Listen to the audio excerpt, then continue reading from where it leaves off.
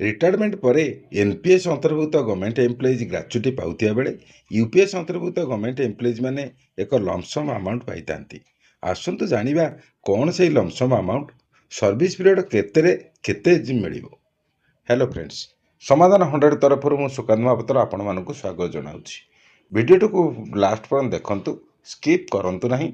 जदि ए विषय पुंखानुपुंख भाव आपणकर बुझिबार अछि वीडियो को धैर्यर सहित शेष पर्यंत देखा पड़ो।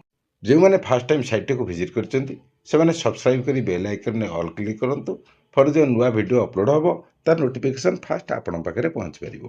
लाइक करूँ एवं अन्य बंधु मानक शेयर करूँ।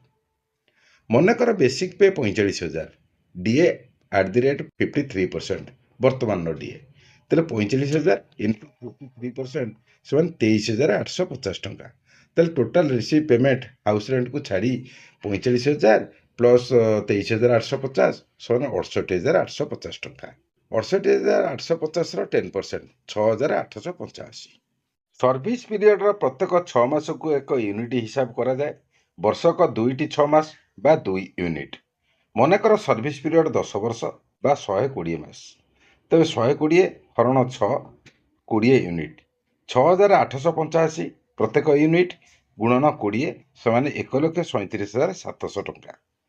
जदि सर्विस पीरियड 12 वर्ष होता है तेरे 12 गुणन 12 समान 144 मासे 144 हरण 6 से 24 यूनिट प्रत्येक यूनिट 6,885। तेणु 24 यूनिट को 6,885 गुणन 24 1,65,240 टंका। जदि सर्विस पीरियड 15 वर्ष होता है तेरे 15 गुणन 12 समान 180 मास 180 मास हरण 6 कारण प्रत्येक 6 मास को एक यूनिट धरा जाए। तेणु 180 मास हरण 6 से 30 यूनिट प्रत्येक यूनिट 6,885 गुणन 30 से 2,06,505 टंका। जदि सर्विस पीरियड 20 वर्ष होता है तेरे 20 गुणन 12 से 240 मास 240 हरण 6 से 40 यूनिट 6,885 गुणन 40 2,75,400 टंका। जदि सर्विस पीरियड 25 वर्ष होता है तेरे 25 गुणन 12 से 300 मास प्रत्येक 6 मास को एक यूनिट धरा जाए। तेणु 300 मास को 300 हरण 6 से 50 यूनिट जेहेतु प्रति यूनिट की आम 6,885 धरीचे तेणु 6,885 गुणन 50 से 3,44,250 टंका। एम्प्लॉय जनक जदि एनपीएस अंतर्भुक्त होते तेज ग्राच्युटी मिलता है कारण यूपीएस रे केवल लमसम अमाउंट मिले, एनपीएस रे ग्राच्युटी मिले। जेतिकी वर्ष सर्विस पीरियड होता है एनपीएस रे ताहाकू 2 रे डिवाइड करा जाए। मनकर सर्विस पीरियड 10 वर्ष तेणु 10 हरण 2 समान 5 मास ताकू धरा जीव। वर्तमान बेसिक पे प्लस डीए जेहेतु 68,850 68,850 गुणन 5 समान 3,44,250 टंका। जोटी यूपीएस रे लमसम अमाउंट हिसाब से 1,37,700 टंका मिलता बेले एनपीएस रे ग्राच्युटी हिसाब से मिलता है 3,44,250 टंका। एनपीएस कर्मचारी 12 वर्ष सर्विस पीरियड होते 12 हरण 2 समान 6 मास।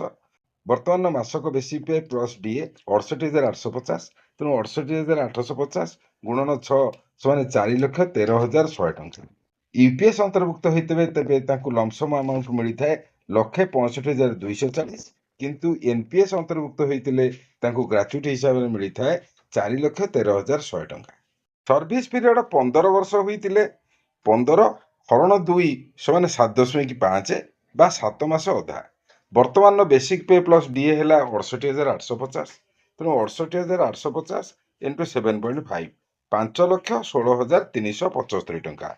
जदि से एनपीएस अंतर्भुक्त होते तेरे ग्राच्युटी हिसाब से 15 वर्ष चाकरी पर रिटायर्ड मिल 5,16,375 टंका। किंतु जदि यूपीएस अंतर्भुक्त हेबे तेबे मिल 2,06,550 टंका। सर्विस पीरियड 25 वर्ष होते 25 हरण 2 से 12.5 बा 12 मास अधे।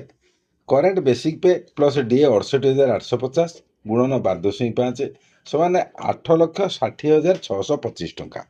तेणु जदि सी यूपीएस अंतर्भुक्त होते लमसम हिसाब से मिलता 3,44,250 किंतु एनपीएस रे ग्राच्युटी हिसाब से पाइबे 8,60,625 टंका। ଏହିପରି ଭାବରେ ୟୁପିଏସ୍ ଓ ଏନ୍ପିଏସ୍ ଏମ୍ପ୍ଲୟିଜ୍ ମାନେ ରିଟାୟାରମେଣ୍ଟ ପରେ ଗ୍ରାଚ୍ୟୁଟି ବା ଲମ୍ପସମ୍ ପାଇବେ। ଆଶା କରେ ଆପଣମାନେ ନିଶ୍ଚୟ ଗ୍ରାଚ୍ୟୁଟି ଏବଂ ଲମ୍ପସମ୍ ବିଷୟରେ ଜାଣିସାରିଥିବେ। ନେକ୍ସଟ ଭିଡ଼ିଓରେ ଆମେ ଆଲୋଚନା କରିବା କି ଏନ୍ପିଏସ୍କୁ ଯଦି ଚଏସ୍ ଲକିଂ କରାଯାଏ ଆମକୁ ରିଟାୟାର୍ଡ ପରେ କ'ଣ ମିଳିବ ଓ ୟୁପିଏସ୍କୁ ଯଦି ଚଏସ୍ ଲକିଂ କରାଯାଏ ତେବେ ରିଟାୟାର୍ଡ ପରେ ଆମେ କ'ଣ କ'ଣ ପାଇବା। ଭିଡ଼ିଓଟିକୁ ଲାଷ୍ଟ ପର୍ଯ୍ୟନ୍ତ ଦେଖିଥିବାରୁ ଆପଣଙ୍କୁ ଅଶେଷ ଅଶେଷ ଧନ୍ୟବାଦ। ଯଦି ଫାର୍ଷ୍ଟ ଟାଇମ୍ ସାଇଟ୍ଟିକୁ ଭିଜିଟ୍ କରିଛନ୍ତି ତେବେ ସବସ୍କ୍ରାଇବ୍ କରି ବେଲ୍ ଆଇକନ୍ରେ ଅଲ୍ କ୍ଲିକ୍ କରନ୍ତୁ। ଯଦି ଆଗରୁ ସବସ୍କ୍ରାଇବ୍ କରିସାରିଛନ୍ତି ତେବେ ଲାଇକ୍ କରନ୍ତୁ ଏବଂ ଅନ୍ୟ ବନ୍ଧୁମାନଙ୍କୁ ସେୟାର କରନ୍ତୁ, ଯାହାଫଳରେ ଯେଉଁ ନୂଆ ଭିଡ଼ିଓ ଅପଲୋଡ଼ ହେବ ତାର ନୋଟିଫିକେସନ୍ ଫାଷ୍ଟ ଆପଣଙ୍କ ପାଖରେ ପହଞ୍ଚିପାରିବ।